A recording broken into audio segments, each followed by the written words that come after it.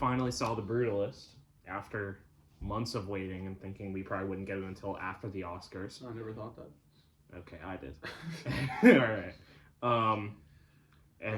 Yeah. With 10 Oscar nominations, including Best Picture, Best Actor, Supporting Actor, Supporting Actress, Director, Screenplay. Let's see if I can name them all. Score, cinematography,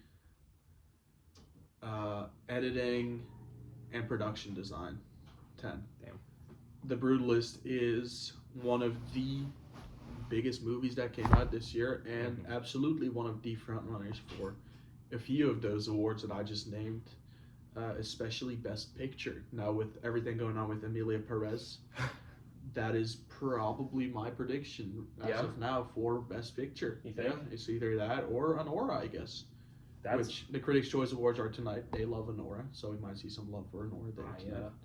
I would say the exact same thing of either the Brutus or Nora. Yeah. I mean, I guess we can jump right into it. Yeah, this is a review, with or without spoilers. We can just do a really quick, spoiler-free. Yeah. We both loved it. Yeah. It was really, really, really incredible. It was an achievement in my opinion. Yeah, Adrian Brody is great. My performance of the year for sure. Yeah? Yeah. Okay. I know you like Coleman Domingo. Yes, yeah, I would say I like him a little bit more. But that's fine, I get that. Adrian Brody's still amazing. I think the character that he portrays is so unique and, like, you know, different that I totally understand it being your performance of the year, you know? Oh, yeah. So, yeah, go see this movie. It is fully warranted, the hype. It's a little long, but there's an intermission, and honestly, it was kind of fun to, like, experience a movie with an intermission, you know? You know what I mean? Yeah, and the intermission was perfectly timed as well. It was. It came at the right time. I was very surprised by that. Yeah. So yeah, I mean, we can jump into spoilers now. Yeah. From now on, it'll be spoilers. So if you haven't seen it, check it out. This is for those who have seen it. There's probably not going to be a lot of viewers, but that's okay. Yeah. And I hate how A24 does this distribution shit, man. Oh, they're so bad at it. It's awful. Yeah. Like, at this point, why would you want to be an A24 movie if you want people to see your films? Exactly. I guess they pay you good money, but, like... They clearly pay you good money, and they hold on to those people. You know, like, I bet Brady Corbet is going to be probably an A24 guy. I want to see more from the guy. Dude, this was good. He is going to be the best director winner. I don't think anyone else really. Fully, like, you know, I understand the other nominations. He should get it. He's such a good director. I suggest prediction-wise, don't see anyone else getting it. Yeah. I think that's the Brady Corbet Award. And you... go ahead. Well, let's get a question. Okay, whatever. This video is going to be uncut, so... Oh, God. Whatever. Cut some out, at least. Nah, it'll be fine. You know, when I honestly, I was a little skeptical going in. You know, like, why's that? 3.5 hours. It could be a little boring, and also there was a lot of, you know, people. For some reason, my TikTok and my Twitter was only feeding me people who disliked it, and all the reasons that I heard, I was like, oh God, okay. What were the reasons? It was like it falls apart in the second half. I don't get that. They kind of just throw anything at the wall, and walking out, I was like, I don't get that at all. You know, I think the two halves, the first one is a lot more like just a biopic, basically, of this fake guy, and it works amazing. Yeah. It's so, like, hopeful and like super emotional, you know, and oh my God, the shit that he makes. Like, I love the art in this movie. Yeah, like reflecting Laszlo Toth's, you know, emotions and shit. It is so good. But then the second half is a lot different, and I don't think it falls apart really that much. No, it all just goes in a different direction. Yeah, we know the guy. It kind of digs a little deeper. You know? Yeah. You get to meet his family and shit. That's important. Yeah. And speaking of the family, Felicity Jones, I think, gives a really good performance here. Yeah, she's great. I haven't seen Felicity Jones in much, at all. Yeah. But she's amazing in this. It really is. I still want Ariana Grande to win that award. Really? Yeah, I think she was the best performance of them all. Okay. Do you not? She was good. I don't have a super strong opinion. Do you not have a favorite for Best Actress? I get it supporting. Yeah, supporting actress. I guess it's Felicity Jones. Okay, yeah. I'd be happy if she won. Yeah. Everyone else is great as well. I don't know if I would give Guy Pearce an Oscar for this. Yeah, he's good though. He's good. Yeah, he's easily the most, like, he feels like a character the most. You know? Yeah. Like, he's super over the top in some scenes, like with his voice and stuff. You know? Yeah, that's how I feel. I definitely know the type of character he is. I feel like we've all met a guy like that, but yeah, I don't know. I guess I think you put it right. It's a bit more of like a caricature of a character than an actual embodiment of one. Yeah. Which, isn't necessarily a bad thing. I just think that means it falls a little short compared to the other performances in the film. Yeah.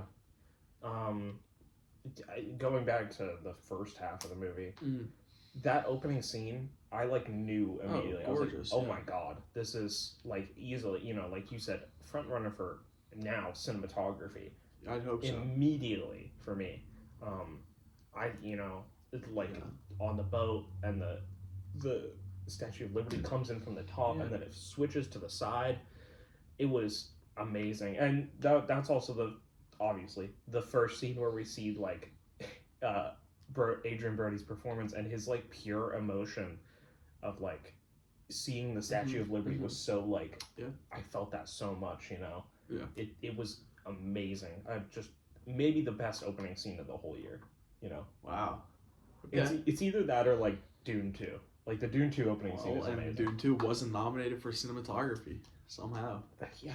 So shit. Yeah. We'll see. Or maybe it was and it wasn't editing. I don't fucking remember. Dune 2 it did get for cinematography. I don't know, they snubbed it for everything else, so I don't know anymore. I don't remember it off my bat. Yeah. Off the bat. The rest of the first half, it's great. A lot of him making shit. Yeah. Everything looks incredible. For under $10 million. That's so ridiculous, bro. Yeah. I don't know how the fuck they did this. There's some magic involved, I swear to God. It's insane that this is under magic $10 million. already. That's true. We can get to that later. I mean, I don't think it's a big issue. I think it's a little silly to complain about the AI in this film. Yeah. But we'll get there. Yeah, we'll get there. And also in that first half, just dude, you just feel for him so bad. You just can tell that he's not wanted there. Yeah. And he can tell too, but doesn't kind of address it until later. Yeah, and his wife's not there. I cannot imagine, he was already married, and for how many years? 5 years? Something like that? 10, 12 years. 10 years? Something, a ridiculously long amount of time. His wife's not there in America with him. That is it's very sad. Yeah. I mean, the post-Holocaust stuff in here, even though that's not really the, I guess the issue that's on the forefront, it is absolutely something that's kept at a distance where it's still very prevalent throughout the film, and there's themes in there relating to it that continue to come back and never feel out of place. It's definitely this big event that's felt throughout the film, even though it's not necessarily the main thing that we are focused on, and that is one of those things is he continues to feel the repercussions of that. Yeah, they fit it in very well. In the first montage when he's building that first chair, and you hear the State of Israel. That is established. That is done so well, you know, and they keep fitting it in places like that where it's they string along the ideas of the post World War II being Jewish. I think it works really well. Yeah, I mean it is. I think it embodies that as you said, post World War II Jewish experience pretty well. Yeah. Is Brady Corbet Jewish? That's such a good question. I do not think it matters. I don't know. But I'm not Jewish, so I can't say. In my opinion, I don't think it matters. Yeah, I don't know if he's Jewish, actually. Yeah. Corbet doesn't sound the most Jewish. No. No idea. But yeah. Adrian Brody is. Yes. Yeah, I knew that. Yeah. Good for him. I don't know. I mean, I can't think of much else to talk about in the first half. It's just Yeah. good. It is really good. Yeah. It's a very, like I said, basically just like a biopic of a fake guy. It is Works of really a well. fake guy. Yeah, that's true. Which is crazy. We saw one of the people we saw this with, Dimitri, did not know he was fake until afterwards. Yeah, and that made him like the movie Yeah, more to know that he was fake. That's all made up and written. Yeah, It's a good screenplay. that's It's not- very good. It's not gonna win. What? Anora's gonna win original screenplay, and I'm okay with that. Okay. Anora's such a funny screenplay. It's very. It's also well written. It is well written. I don't know if I would say it's funny the whole time, but it's well written. No, but dude, we're gonna get to see Sean Baker up on there. That would be so nice. Anyway, we're deviating. Yeah. The second half, Yes. his wife comes back. A lot weirder. She does. Starts off immediately with a hand job. That's true. Crazy shit. Yeah. The tone is a lot different. It's a lot sadder and a lot more like just down. Yeah. It is. He fails at this big architecture project because a train crashes and many people die. Yeah, it just goes bad for him. Yeah. Dude. Like at this point, obviously it doesn't start off at a good place for him. Yeah. But now his new life kind of starts to crumble, and there's the drug usage throughout. It's established very early on in the jazz club scene, which is a really cool scene. Mm-hmm. But then the heroin usage is kind of something that keeps coming back, and at first I didn't know how I was gonna feel about it. If it was gonna be out of place or not. It felt like something that was maybe just added on, which is one of the concerns that you mentioned that people have. But it works. I mean, it is a real issue. Especially for those in the lower class, for immigrants at the time. It's a sort of escape, and it just kind of adds to the sadness of the film a lot, especially when he uses it on the wife. I was fully convinced she was gonna die, and I was like, "Holy shit!" Yeah, I mean, she could have. Yeah. She did very well. Might have done that. Obviously, they needed her for another big scene later on. Yeah. But yeah, I mean that. It's I don't know. There's just so much being done in this film, and all of it works. It's a massive movie. Mm-hmm. Like one of the things, the ideas in the second half that I loved is the idea of Guy Pearce's character. He's funding this artist. Yes. But as soon as Guy Pearce gets cold feet, he backs out, and it's like the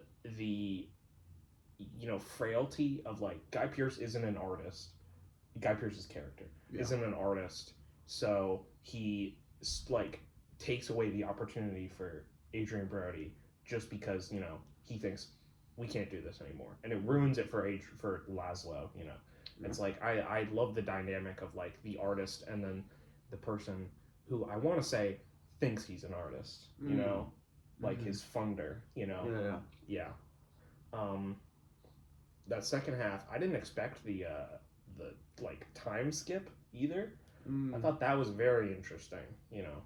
Yeah, when they go back to New York. Yeah, and then we get that scene again tying back into Israel with his niece going to Israel. Yeah, very well done scene. I thought that was it's not too heavy-handed. It's just here are these two characters with different points of view. Yeah. In this certain period of time. It's very interesting, yeah. Yeah. I thought that was really well done. Yeah, I mean, again, I'm not Jewish. I'm a Jewish studies minor, though. So, I would say that, for that time period, I think that the Jewish American representation is done really well. Yeah. In a very interesting way. I mean, the idea of making Aliyah isn't in the film that often, but when it is, I think it is very... I don't know. It's presented in a unique way, I guess. Yeah. And I like the way they do it. Yeah. And then the rest of the second half, still very good, very beautiful. Insane shots in the second half, in that marble quarry. Oh my god. Yeah. Crazy. That place is gorgeous, dude. It's so nice. Unfortunately, I went to the bath. That was the one time I went to the bathroom in the middle of it, and dude, I came back, and Demetri was like, "You missed the most beautiful shot," and I was like, "What?" So, I don't know. When it comes on digital, I'll look up that scene specifically. Fair enough. Then we get. It's in the trailer. The scene. Oh, shot. really? Yeah. I didn't watch any trailers. Oh. I realized when I walked in, I was like, I haven't seen a video of this movie. Wow. Okay. Yeah. I That's had cool. seen like pictures, but I was like, I have seen nothing else. Yeah. And then the rest of the. I didn't say anything. The rest of the second half is still really good. Very sad, you know. Yeah, and then Guy Pearce's character does something. He does something. Word we can't say on here. And I know that decision by Corbet is one that's it's a hot topic. Contested. Yeah. You know, people have different opinions on it. Yeah.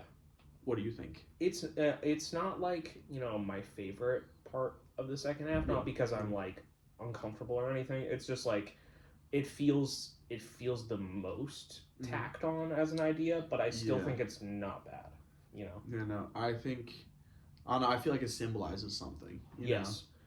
It's so fucking gross. You know, and it's just him literally taking advantage of Laszlo Todd. Yeah. Like he has been doing, you know, the entire film, and I think that is. Yeah. I'm not gonna say a cool addition. It's not cool. It's to interesting. See. It's an interesting choice. Yeah. Yeah. And then you have the wife, who I don't know how to pronounce it. Edgebet, something like that. They kept saying it. And then I read her name after.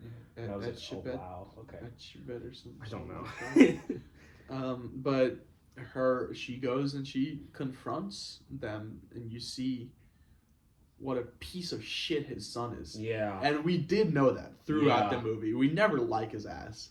Just from the beginning, his smug smile, you can tell he's a little cock. Because, like, he definitely...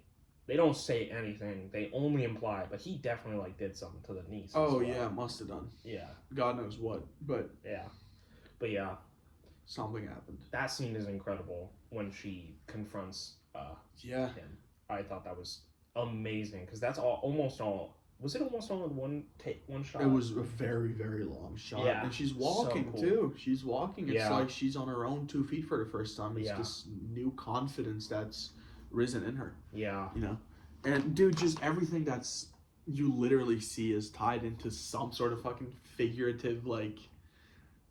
I don't know, development in the movie. Yeah. And that's so cool. That is the sign of a good screenplay. Mm-hmm. Everything feels connected. Mm-hmm. Everything is leading somewhere, even if it's 3.5 hours long. Yeah, everything's there for a reason. And I think they use that 3.5 hour runtime, which is insane, very well. It doesn't feel like a 3.5 hour long movie. Yeah. If you had told me that was 2 hours long, I would have believed you. Oh, I was thinking okay, you know, we saw Killers of the Flower Moon in theaters. I was like, I started to get a little sleepy in that. I still loved it though, but I felt the runtime. I was like, I was expecting that. Yeah. Didn't feel the runtime at all. It was insane. Yeah. Very, very well edited as well. Yeah. Yeah. Then she gets dragged away. That was so hard to watch. It was so hard to watch, and it was supposed to be, again, just good writing, good direction, great performances. I mean, everything about this movie, and that scene especially, is great. Yeah. And then Guy Pearce's character goes missing. I don't remember his name. Something. It was the name of a president. I forget what. Was it? Yeah. He shared a name with the president, but I forget what. Oh, okay. And then there's the epilogue. Which is beautiful. It's amazing. Such a good ending. Such a good ending. When that music started up and it started to get a lot more like synthy, I was like, what the fuck? Because I couldn't read the title card. Oh, yeah. And I didn't see that it was in the 80s. But I immediately knew we were in the 80s when I heard the synth music. But dude, I was like, oh, is this gonna lose me now? Like, what direction is it going in? And I was so unsure about it. But no, I should have never doubted Corbet. He got it right. It was amazing. He got it right. It's so good. It's so simple, you know? Yeah, it's just someone giving a speech about him. I love that. And it's like also, it's like, you know, he's there. And I don't know, he might just be old, maybe he can't still talk or something, but like still though it says something about like this great artist, like the last thing we see of him is someone else very close to him interpreting his work and his life, Yeah. It's like I don't want to say that's like a sad ending, it's like a bittersweet one where it's like no matter what, other people will still talk for you or will take your place. I think that's super interesting. And then when she describes what the structure represented that whole time, like obviously we've seen it the whole time and it's been talked about, but we never really heard what it meant to Laszlo, and that it was like, I guess, an ode to his connection with his wife throughout all those years. Yeah. That there were tunnels in the bottom or whatever, and that like the chimneys represented obviously his experiences and stuff. It just, I don't know, looking back on the movie entirely makes you think about it completely differently. Yeah. And that is not an easy thing to do. And you just respect him and our relationship so much more suddenly. Yeah. Like, it is just beautiful in my opinion. It's amazing. I think it's a really, really good ending. Yeah, and then it ends with an incredibly silly disco song, and I thought it worked so well. I was like, this is an awesome ending song. Yeah. And also the music as a whole, over the whole thing is so fucking good. It's a really good score. It's a really good score. The movie didn't miss. No, not at all. I mean, I guess if we're doing scores, I'd give it, just because, I don't know, Guy Pearce's character took me out once or twice, maybe like a 9 out of 10. 9 out of 10? Yeah. All right. I think that it is a very good embodiment of the immigrant experience, especially during that time. I think there's a lot going on, and I think all of it sticks, and I think that's an achievement that just, you can't look past. 10 out of 10. Yeah, I respect that. Yeah. I get it. Certainly like we said, our front runner for Best Picture now. Yeah. So good. And I hope it wins. God, I Sing Sing didn't get nominated, so. Yeah, I bet it will. I feel like it will. Oh, as long as it's not Emilia Perez, man. Oh yeah. God. Yeah. Oh yeah. The AI thing in this movie. It's not that much. Whatever. I think them using AI for his voice, for his accent, is like. It's just during the letter too. Is it? Yeah. It's just during the letter. Mm-hmm. Okay. So like. Okay. Yeah, it's fine. And then at the end, I think it's in the pictures in the art gallery. Yeah. Okay. Which is like, again, I don't like whatever. You could have hired an artist, but it's like, well, bro, it adds nothing to the film. Like, I don't really care about those at that point. I'm not looking at what else did he make? True. That's true. But I think in general, like, could have hired artists, but also it doesn't matter to the movie. Yeah, I think all will be fine. I think it's a problem if the AI is like changes something major about the film. Yeah, and also they just helped him speak Hungarian, which is like the hardest language to speak. It is not going to harm the Oscar potential at all. Like, it shouldn't at all. Like I saw people talking about that on Twitter. If like, oh, it's screwed. It's like not at all. I don't think Oscar voters are concerned about other things right now. Yeah. Their heads are turned a different way, but yeah, rightfully so. Yeah, but yeah, go see this movie if you can. If you can is a big part of it, because I am surprised that we could this early. We got lucky. But yeah, it's incredible. Yes. Yeah. Go see it. Yeah. Subscribe. Bye bye.